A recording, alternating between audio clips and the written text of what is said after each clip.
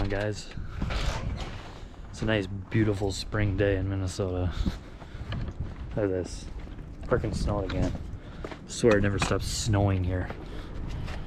One of these days I just want it to like go away and stop so I can take this thing out and go rip VTEC for the first time in like 6 months or whatever it's been.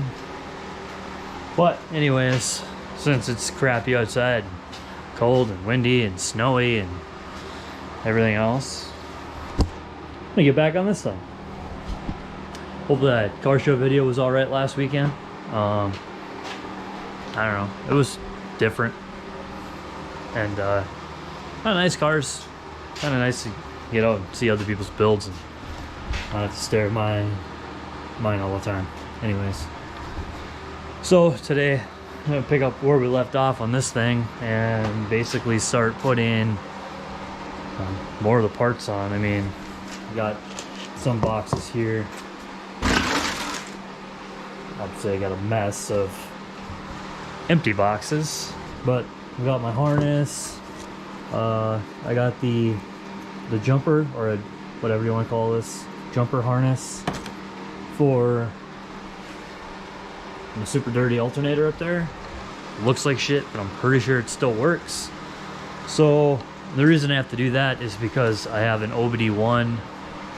I ordered an OBD1 engine harness, and that's an OBD2 alternator. So OBD1 plug, really big. OBD2 plug, small and modern.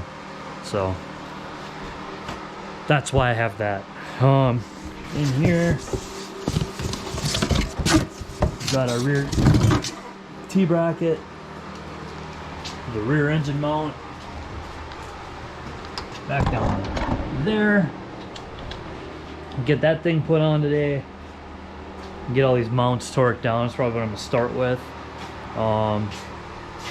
I did bring it out here. Got my starter. Get my starter in. Get that alternator in. And probably start running that engine harness. And I think I'm gonna try to get turbo manifold and turbo on today. Just maybe not completely, but at least on there, because I'll have to, you know, clock the turbo and whatnot. But we'll talk about that when we get there. So sit back, relax, and we're gonna do a time lapse. A few moments later. Okay, so I know I said I was gonna start a time lapse, but instead of that, I gotta show this quick because I don't know how many of you that watch my stuff like have ever put one of these engines in, but I remember this T-bracket always being a pain to get in, like on a factory car, and I don't understand why. Maybe it was just because it was a stock vehicle and there was more stuff in the way, like fuel lines and stuff. I'm not really sure, but I went to put this in, and it's probably the easiest thing I've done on this entire build. Like, watch this.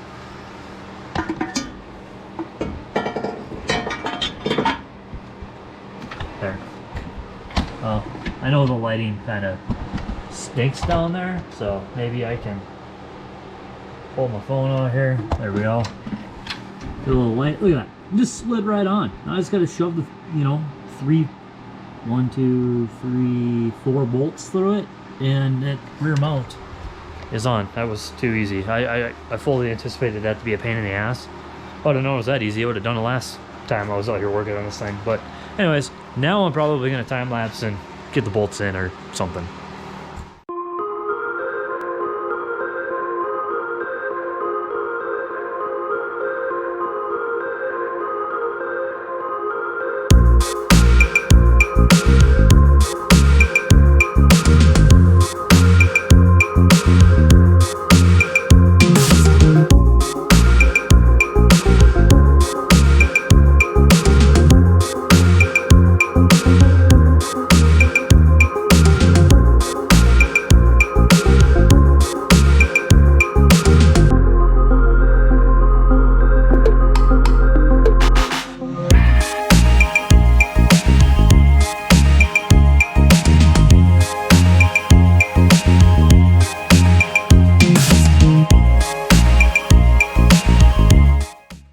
Should have probably picked the camera up like when I got to Harbor Freight, but yeah, I had to run to Harbor Freight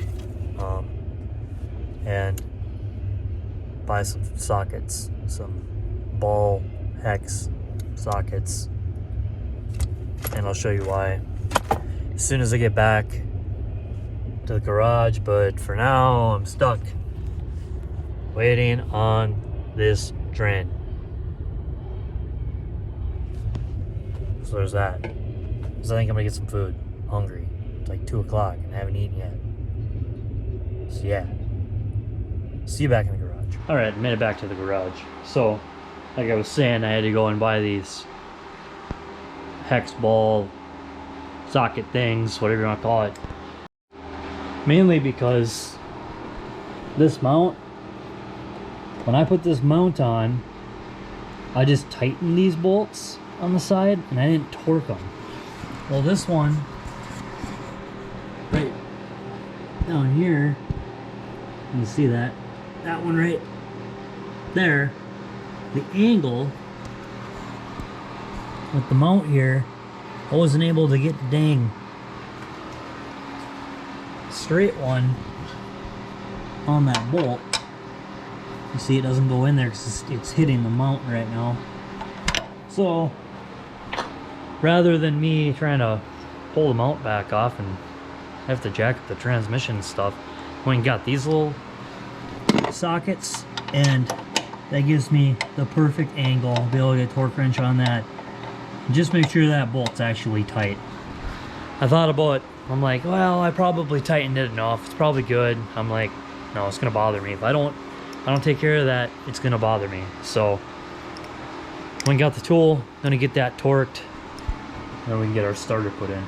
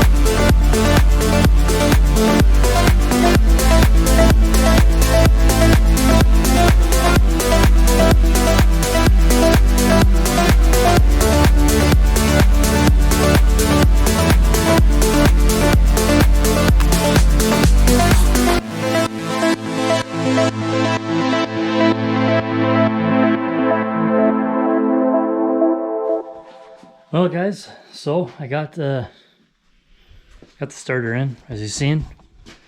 That's in. Got that bolt torque down there. Got the starter in, and that's done and tight. All of the bell housing bolts are in now. They're all torqued. I made sure that mounts are all tight. I did get the move this tripod out of the way here. I did get the alternator. No, where am I? Hold on. Oh, not having lights sucks. Anyways, there it is. I got the alternator in. It's not, there's no belt on it yet because, well, I have a belt like right here. This is a factory like B16 GSR belt, I believe. I think they're the same. I could be wrong, but well, I looked up that part number for a B16A2 and it fits a B16, so I assumed it would work. But I put it on the alternator down there and around the ATI dampener, and it, even with the alternator maxed out, the belt is too big. So trying to figure that out. I reached out to Brad over at Unified to ask if he had to buy a smaller belt for his, because basically we have the same setup. So I'm waiting to figure out that. Not a big deal. It's whatever. I don't need the belt right now. It's not like I'm starting it today, but did get the manifold on. It's all torqued down. Got the turbo onto the manifold here. That should be good. Pretty tight. I might have to adjust the clocking of the turbo a little bit more than I did. I mean, I just kind of eyeballed it to get it on here so I could get it on the engine. Like, it looks pretty good. But we'll see. I mean, obviously when I'm running charge piping and stuff, we'll be able to figure that a little bit better. And I got to make sure that the feed and the drain are straight vertical. I know they're close, but I might have to clock it just a wee little bit more back this way, towards the back or towards the car. But I ain't that worried about that at the exact moment. I wanted to get it bolted on. I got it bolted on. I think for now I'm gonna put tape over everything just to keep dust and shit out of it. And yeah, that's that. There's a socket down there. I'm gonna go, probably the one I was looking for earlier, and I couldn't find the damn thing. Oh, what size is it? Oh, weird. It's a 10 mil hex. Always losing 10 mils. So I'm not really sure what I'm gonna do next. I mean, I don't really know how long of a video I even have at this point. But I'm totally down to keep working and, I don't know, knocking out some of this piddly crap. It all needs to get done.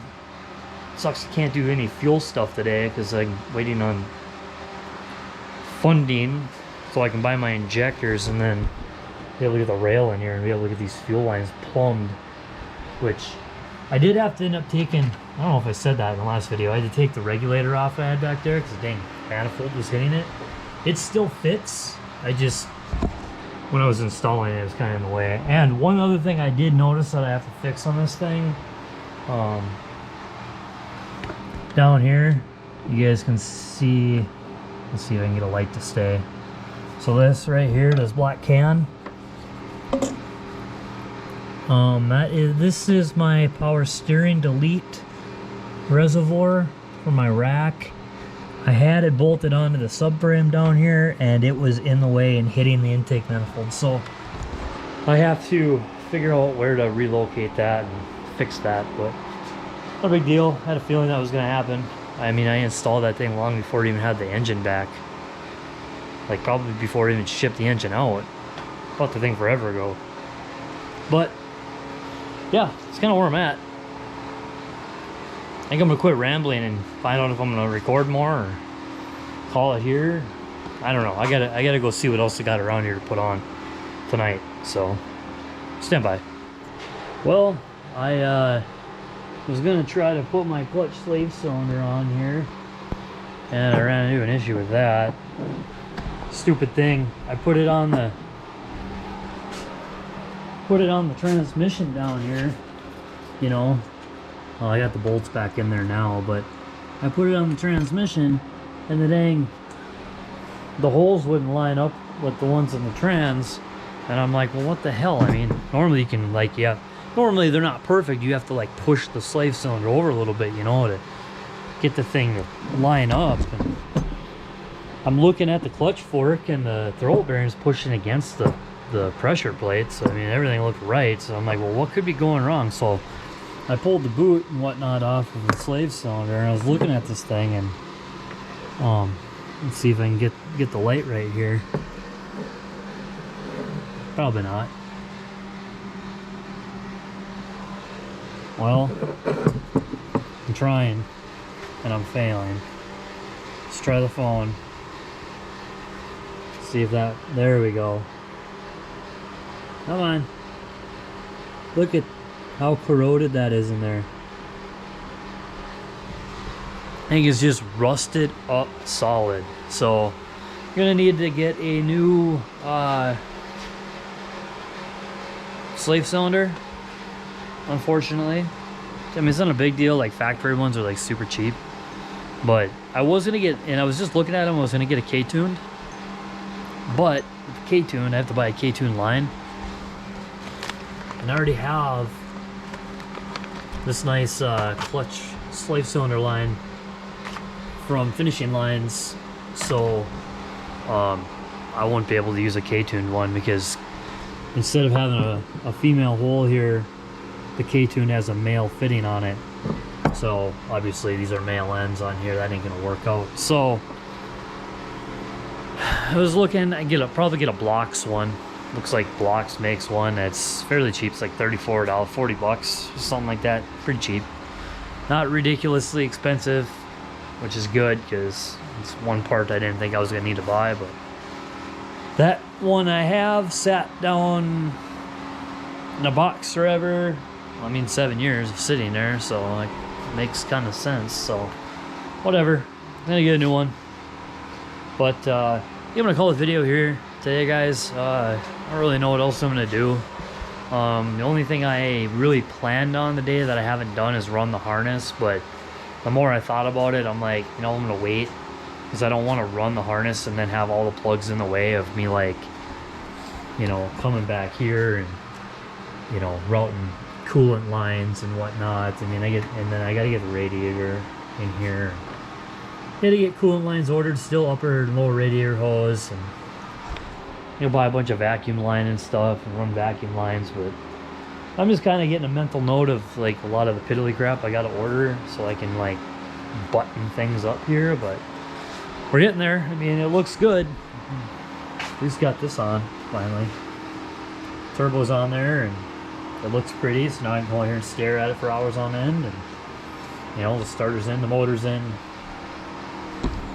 We're making progress. So thanks for watching, and you guys have a good Saturday and a good Sunday, and I'll see you guys next week. Peace.